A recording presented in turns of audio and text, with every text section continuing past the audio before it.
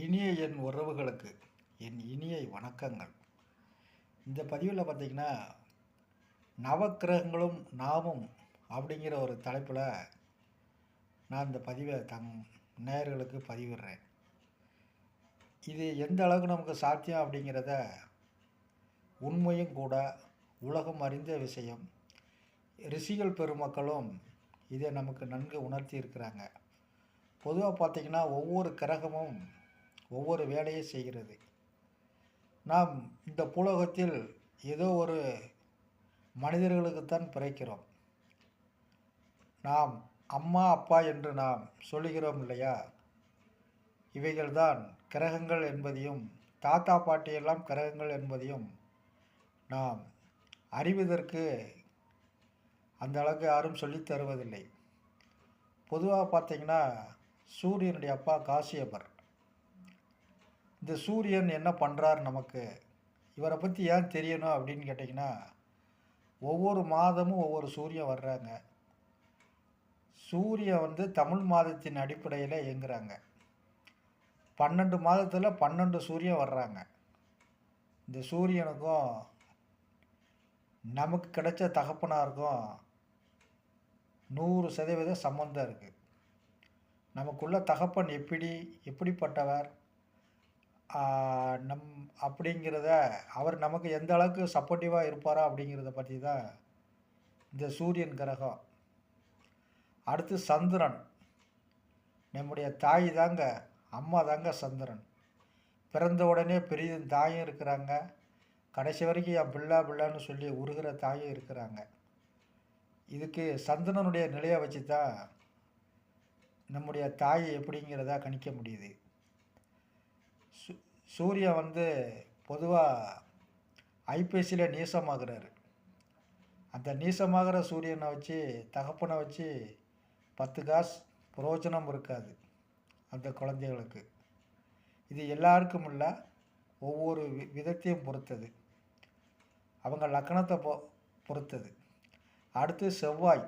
இந்த செவ்வாய் தாங்க இடத்துக்கு சொந்தக்காரன், நம்ம சகோதரன்கிட்ட நம்ம இருக்கிற ஒரு நட்பு, அடுத்தவங்க இடத்தெல்லாம் நம்ம அபகரித்து நம்ம வாழ்கிற இந்த ஒரு அதிகார தோரணை, ஒரு படைத்தலைவன், ஒரு மந்திரியாக இருக்கக்கூடிய அந்த பவரை கொடுக்கறது அந்த செவ்வாங்க. அடுத்ததாக புதன் அப்படின்னு கேட்டிங்கன்னா, இந்த புதன் தாங்க நமக்கு நரம்புக்கெல்லாம் உள்ளவர். வாயு அப்படின்னு சொல்லக்கூடிய தான் இந்த புதன். இந்த புதன் கல்விக்கும் இவர் தான் அதிபதி. சின்ன கிரகமாக இருந்தாலும் இவரை நம்ம சூரியன் கூடயே இவர் இருக்கிறதுனால இவர் நம்ம வானத்தில் இவரை பார்க்கவே முடியாது. தாய் மாமன் எப்படி அப்படிங்கிறத பற்றி அறியக்கூடியதோ இந்த புதன் பகவான் தான். அடுத்தாப்புல குருவின் பேரால் தான் வேலன். அந்த வேலனால் தான் வியாழக்கிழமை வருகிறது. இந்த வேலன் எப்படி அப்படின்னு கேட்டிங்கன்னா, குருவை மதித்தாத்தான் குரு பார்க்கின் கோடி நன்மை. இந்த குருவால் தாங்க இன்றைக்கி பெரிய சரித்திரமே இருக்குது. இந்த குரு வாழ்க்கையில் ஜாதகத்தில் நல்லா இல்லை அப்படின்னாலேவும் அடுத்த தலைமுறைகள் தலைக்கிறதுல ஒரு பெரிய சிரமம். அடுத்து சுக்கிரன். இந்த சுக்கிரன் என்ன பண்ணுறார் அப்படின்னு கேட்டிங்கன்னா, சுக்கிரனுடைய சகோதரி தான் மகாலட்சுமி தாயார்.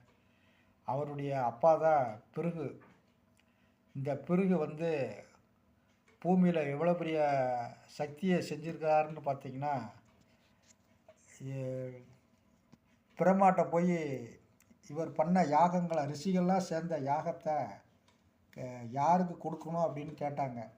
அப்போ அதுக்கு பிருகு மகரிஷி தான் எல்லா இடத்துலையும் போய் பிரமாட்ட போனார். பிரமா கோவப்பட்ட உடனே, உனக்கு இந்த புலோகத்தில் கோயில் இருக்காது அப்படின்னு சொல்லிட்டாரு. சிவன்கிட்டையும் போனார், சிவனும் கோவப்பட்டுட்டார். உடனே உனக்கும் உன்னுடைய உருவத்தில் பூலோகத்தில் கோயில் இருக்காது அப்படின்ட்டாரு. விஷ்ணுமூர்த்திகிட்ட போனார், விஷ்ணு போய் ஒரே எத்துறாரு. விஷ்ணு பொறுமையாக இருந்தார். அதனால தான் இந்த சத்துவ குணமாக உள்ள அந்த ஸ்ரீமன் நாராயணனுக்கு தான் இந்த பூலோகத்தில் எல்லா கோயில்களும் அப்படின்னு சொல்லிட்டாரு. அதனால் இந்த ஸ்ரீமன் நாராயணனுடைய உருவம் தான் பூலோகம் ஃபுல்லாக இருக்குது. சிவனுக்கு லிங்க வடிவத்தில் தான் இருக்குது. அப்படி ஒரு பேர் போன பிருகு மகரிஷியோட பிள்ளை தான் இந்த சுக்கிரன். அடுத்தாப்புல பார்த்திங்கன்னா சனி பகவான், சூரியனுடைய பையன்.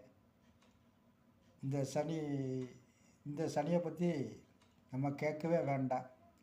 சனி அந்த அளவுக்கு என்ன பண்ணுவாருன்னு எல்லாருக்குமே தெரியும். அடுத்தாற்போல்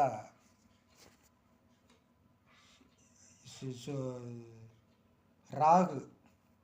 சனி வந்து ஒரு ஆயுள்காரன்.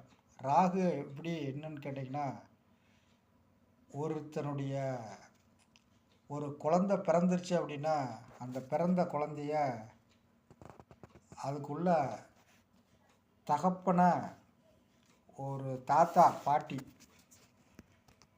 அந்த தாத்தா எப்படி இருப்பார் அப்படிங்கிறத பற்றி சொல்கிறதா இந்த ராகு கேது.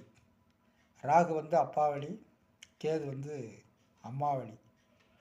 இதை பற்றி ஒரு உண்மை தான் நவக்கிரகங்கள் நமக்கு கொடுத்துக்கிட்டு இருக்கு. இவங்களை பிரிஞ்சு நம்மளாலலாம் ஒன்றுமே பண்ண முடியாது. அதனால் நவக்கிரகங்களுடைய நல்லாசி கிடைக்கிறதுக்கு ஸ்ரீமன் நாராயணனே வணங்குவோம். நமஸ்காரம்.